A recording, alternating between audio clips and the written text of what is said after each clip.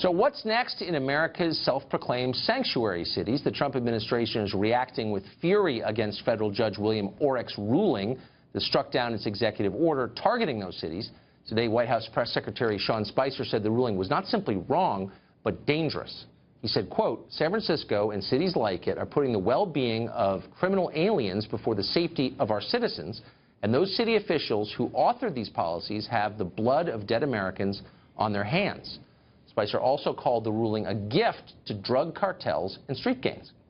Well, let's stop thinking about the ruling in a vacuum, though, and think about the precedent for judicial power that it sets.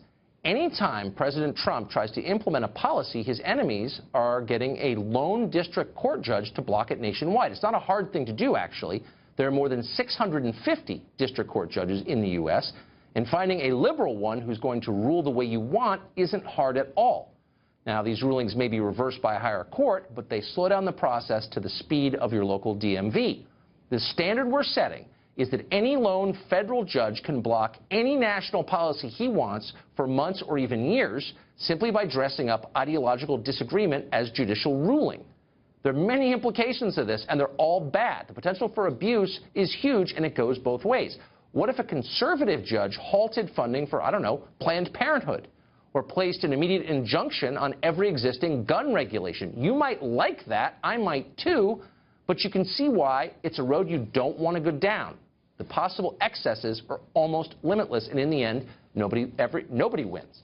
The least accountable branch of our government becomes the most powerful, the judicial branch, and various cities and states can nullify virtually any federal law they don't like, effectively becoming their own countries. There's a word for that. It's called civil war. Well, Roberto Hernandez is an organizer in San Francisco. He's planning a Day Without Immigrants protest for next Monday, when he hopes that tens of thousands of immigrants will refuse to show up for work as a kind of protest. Of course, we already had another Day Without Immigrants protest in February, but Donald Trump is still cracking down on illegal immigration, so apparently it's time for another one. Just how much work are immigrants supposed to miss? Roberto Hernandez joins us tonight. Mr. Hernandez, thanks for coming on. So thank you for having me on the show. Thank you. My guess would be, I don't know what's going to happen, of course, but my guess would be that most immigrants, legal or otherwise, come to this country to work, not to become political activists. So most of them probably just going to work, right? I mean, how many people are actually going to take part in this, would you say? Well, here in San Francisco, we're very political. You're from San Francisco, so you know exactly how we operate here and how we organize, and we stand up and we rise up. And we're not going to stand for having, you know, the Trump administration just say, okay, we're going to build a wall, we're going to deport 11 million people, who, just like you just said, are hardworking people. If you look at the number of immigrants that work in the fields here in the state of California, you're talking about hundreds and thousands of them. Who is going to pick the crops here in the state of California if you suddenly all decide, like they want to, deport all the immigrants that work in the fields here in California? And so we are, on Monday, May 1st, here in San Francisco, are going to stand up and we're going to protest. And it's not only about the deportations, but also this wall that he wants to build between Mexico and the United States. You don't build a wall between your neighbors.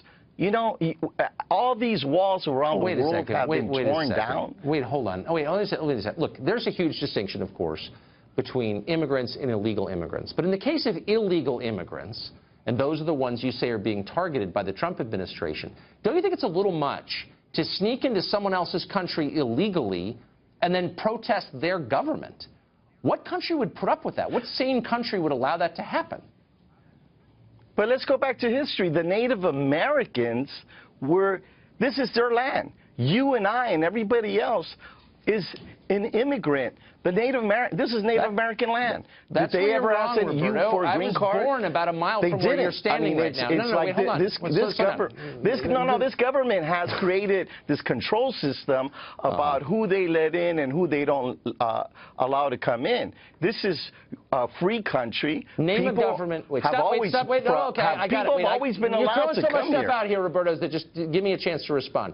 Name a government on planet Earth that doesn't control or attempt to control who comes into its country. Has there ever been a government like that anywhere? Yeah, you go to Tijuana, San Diego, and you can cross the border from the United States into Mexico without no problem. You go from, and I've done it, I've gone from Mexico to Guatemala, wasn't even asked for a passport, just walk right in. There are many countries that do that. There So are what are you talking countries about? that allow sorry, I'm not trying to be mean.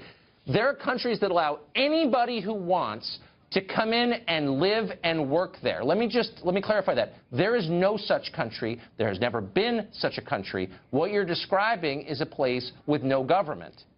Because the purpose of a government is to define and defend the borders. And so that's never happened. All right, American Indians or not. So let's talk about this government that you're talking about. You know, 11 years ago, we had the exact same protests that we're doing on May 1st in 2006. You remember that? May 1st, 2006?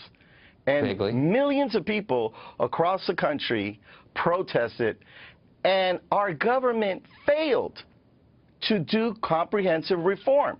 Obama promised us his first year in office, his second year in office. He got elected again. He promised it. All the finger-pointing went back between Congress People who were and the here Senate illegally? and the president.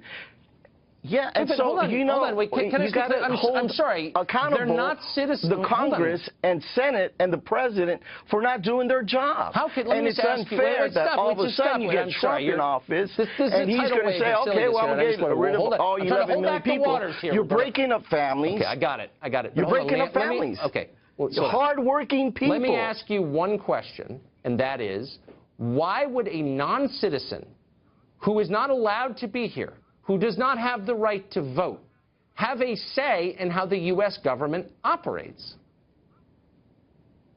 Very simple. It's you have a farm worker who's the hardest working individual on this planet. Don't you believe he has the right to have a say? No. And by the way, I admire how hard people. Well, then you and I disagree because I'm not against I've seen farm workers and I've seen the hard work that they do in this country. Okay. I think the California schools have declined in quality since I left.